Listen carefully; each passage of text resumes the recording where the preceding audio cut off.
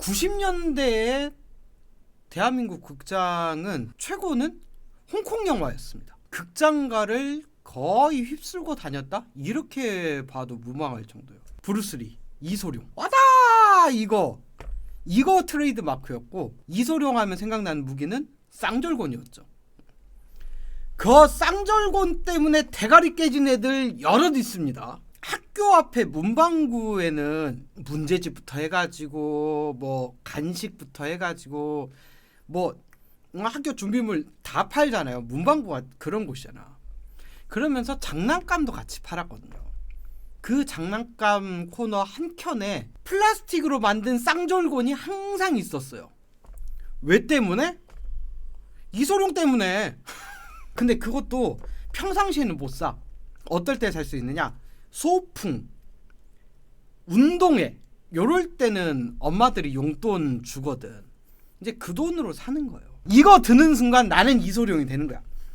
특히 이소룡 했다면 이거거든. 코를 한번 탁 치고 아도 이지랄 해야 돼. 그러면서 쌍둥이는 여기다 끼고 막 하는데 이소룡처럼 막 이렇게 막 해갖고 화다다닥 돌리지 못해요. 이렇게 돌리는 거야. 이게 이지랄 붕붕 이렇게 헬리콥터 돌리듯이. 그럴 정도로 이소룡이 최고였었죠. 그러면서 이제 그 계보가 어떻게 였냐? 그 뒤를 이은 게 성룡이거든. 이제 용이 형이 취권으로 이제 작살 났죠. 그러니까 이제 또 그 취권을 또 따라하는 거야. 반에서 일장인 애가 자기는 이소룡이야. 그러니까 바로 코 한번 딱 쳐주고 와다우 이지랄 해주고 그러면은 2장 정도 되는 애가 이제 성룡을 하는 거지. 자기는 취권이라면서 막 이지랄해 막 이러면서. 그리고 반에서 약간 좀 뚱뚱한 애들 있잖아. 얘네들이 담당이 홍금보였어요. 포지션이 이렇게 돼요. 일단 반에서 1장은 이소룡, 2장이 성룡. 뚱뚱한데 태권도장이나 합기도장 다니는 애가 홍금보. 이제 그렇게 해서 넘어가면은 이제 주성치라든지 이연걸 뭐 이렇게 나온 거예요. 뭐 일단 이연걸 같은 경우는 유명한 게 황비용. 근데 이제 황비용 같은 경우는 남자애들 중에는 없어요. 왜냐? 황비용은 특유의 그 변발 있잖아요. 그러니까 이마가 좀 넓잖아. 이거를 누가 했냐면 여자애들 중에도 또 도장 다니는 애들 있잖아요. 태권도장이나 합기도장 다니는 여자애들 있잖아. 이런 애들 중에서 이마가 좀 넓은 애들이 있단 말이야.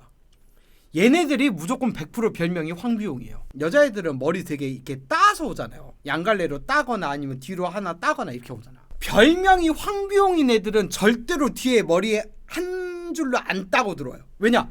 그거 하는 순간 진짜 반에서 진짜 황비용 왔다고 난리가 나거든. 놀림감 바로 1순위 되는 거야. 그래서 걔네들은 항상 머리 풀고 오거나 머리띠 하거나 아니면 양갈래로 따거나 머리 하나로 해가지고 이렇게 따는 거 절대 금지였습니다. 왜냐면 진짜 황비용 되는 거거든. 자, 그리고 우리 매니저가 지금 윤발이 아저씨, 윤발 형님을 얘기했는데 윤발이 형님 같은 경우에는 무술 쪽은 아니에요. 그러니까 주윤발이 무술 영화에 출연 안 한 건 아니야. 하지만 주윤발 같은 경우에는 무술 영화보다는 영웅본색, 도신 뭐 이런 쪽이었지. 그 무술 뿌리를 둔 영화들이 이소룡, 성룡, 뭐 홍금보 뭐 이런 식으로 이렇게 나가는 거고. 근데 이제 또 홍콩 영화의 액션이라면 느와르라는 장르가 있는 거잖아.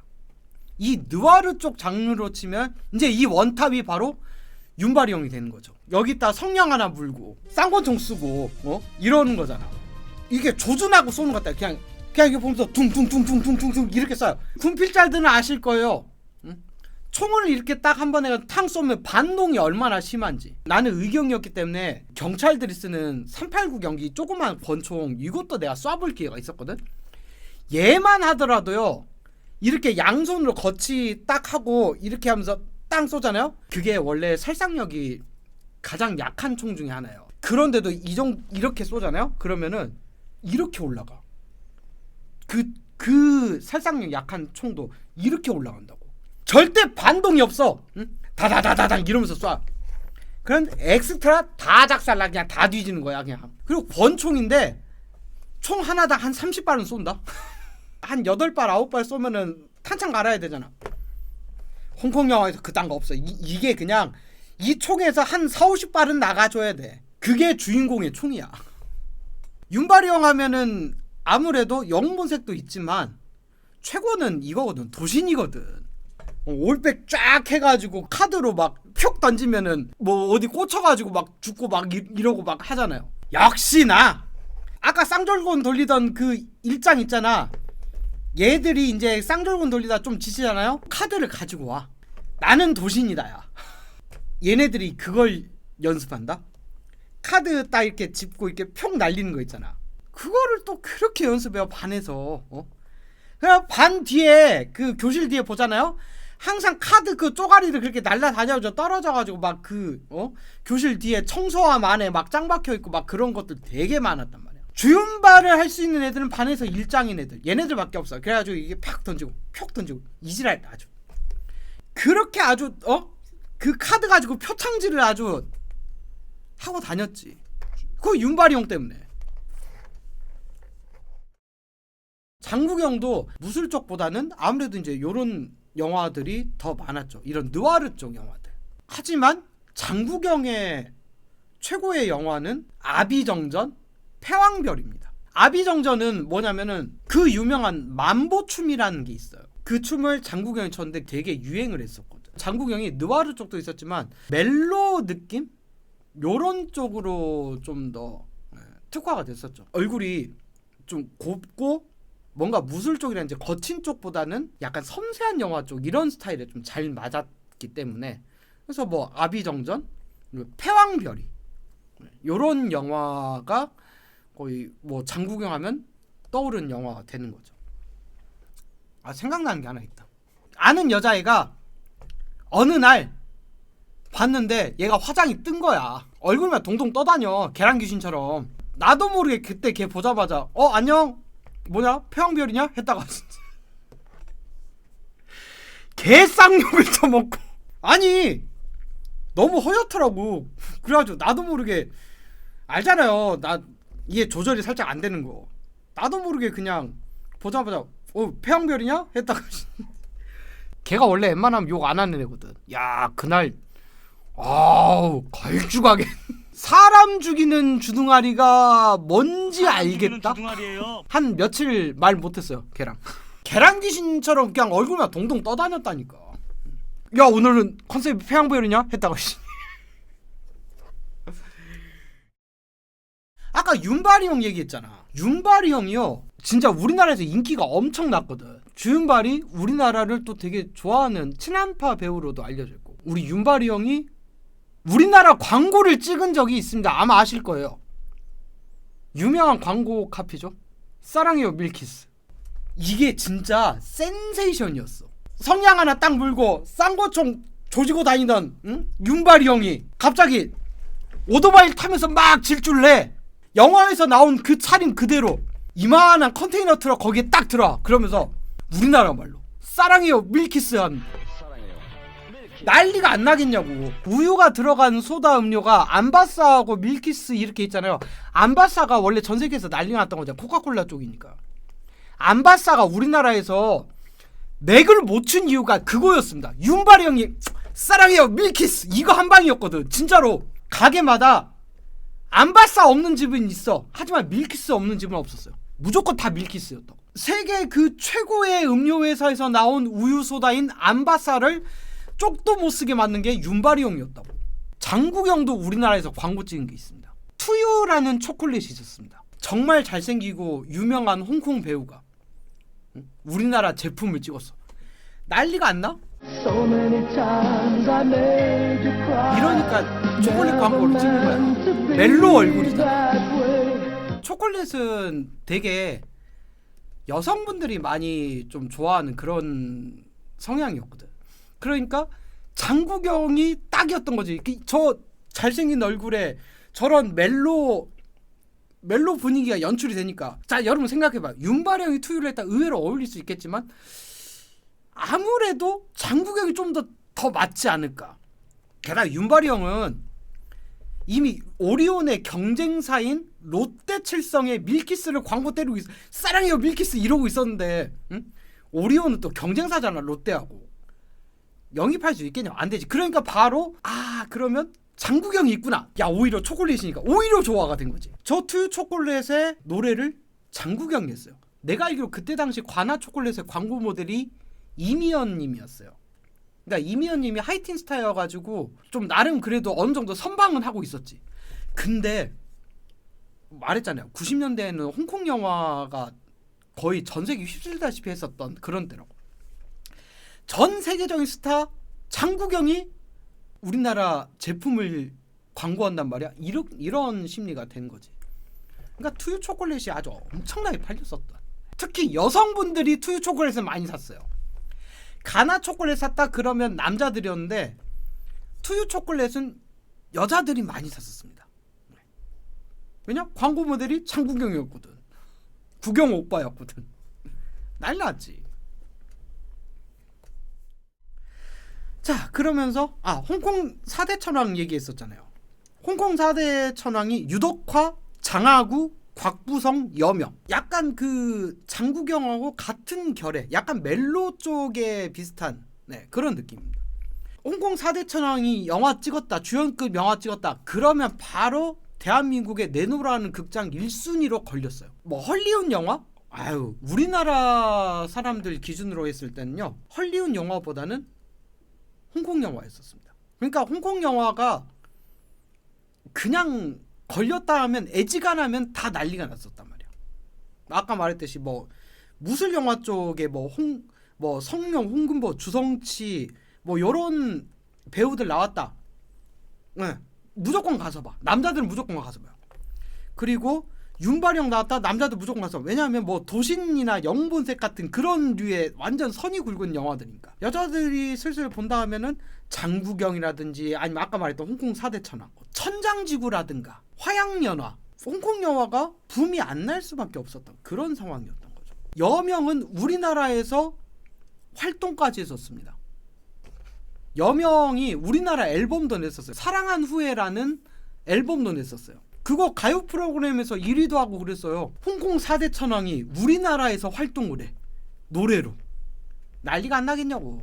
그리고 아까 그 4대 천왕에 장하구라는 배우가 있잖아요. 이 사람도 우리나라하고 연이 좀 있는데 이건 좀 잘못된 연이긴 해요. 장하구 노래 중에 In Love With You라는 노래가 있습니다. 이 노래가요, 표절곡이에요. 우리나라의 이원진님의 시작하는 연인들을 위해가 원곡입니다. 허락을 받고 In Love With You를 냈었다라고 하면은 딱 좋았을 거야. 왜냐하면 장하구 버전의 In Love With You 들어보시면 알겠지만 이 노래도 되게 좋습니다.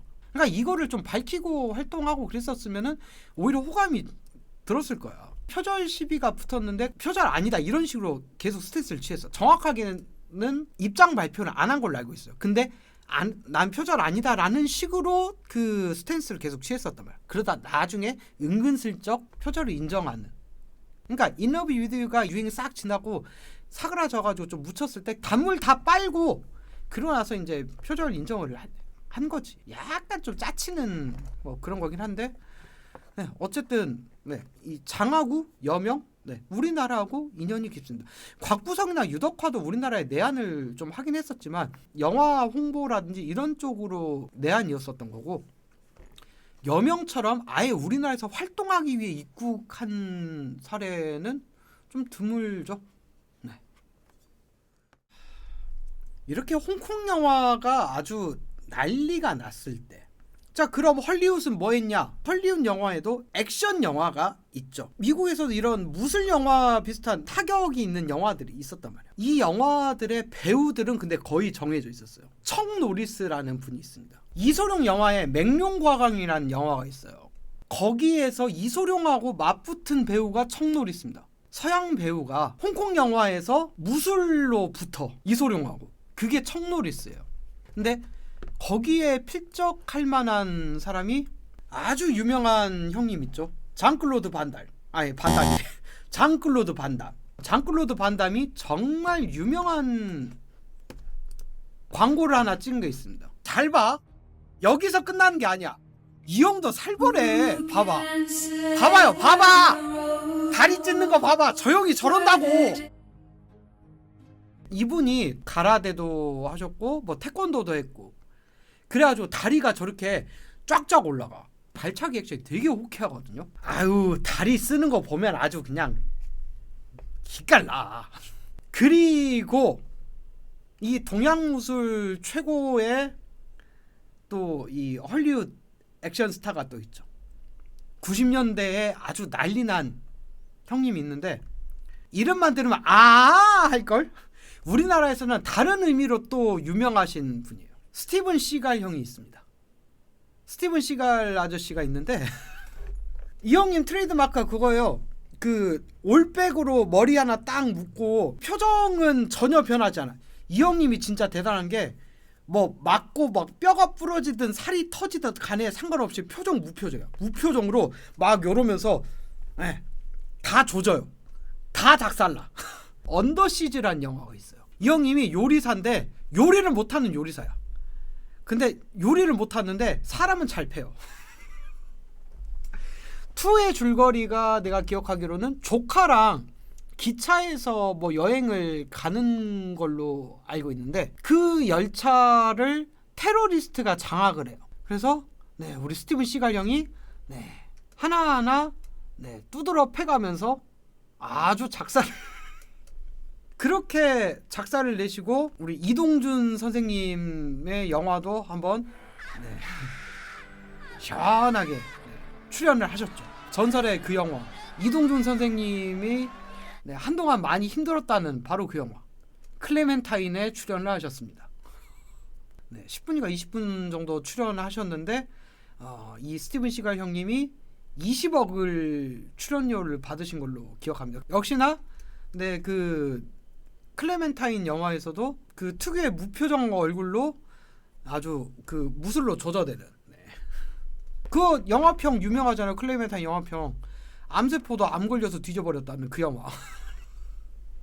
하여튼 헐리우드 맨몸 액션의 계보는 척 노리스, 장클로드 반담 그리고 스티븐 시갈 이렇게 있다 라고 보시면 되겠습니다. 방송일 기준으로 지지난주 업로드 분이었던 홍콩 4대 천왕에 올린 그 이야기들 이거에 대한 댓글이 달렸어요. 뭐하는 애야? 90년대 때 이야기한 것 같은데 정답처럼 얘기하네. 정보를 제대로 알고 털어라. 이원진 표절은 워낙 유명한 이야기니까 말할 필요 없고 유덕화 빼고 나머지 장과겨 3명이 울라에서 홍콩 영화 흥행을 이끈 거에 실소가 라고 주셨습니다. 이분의 말씀이 맞습니다.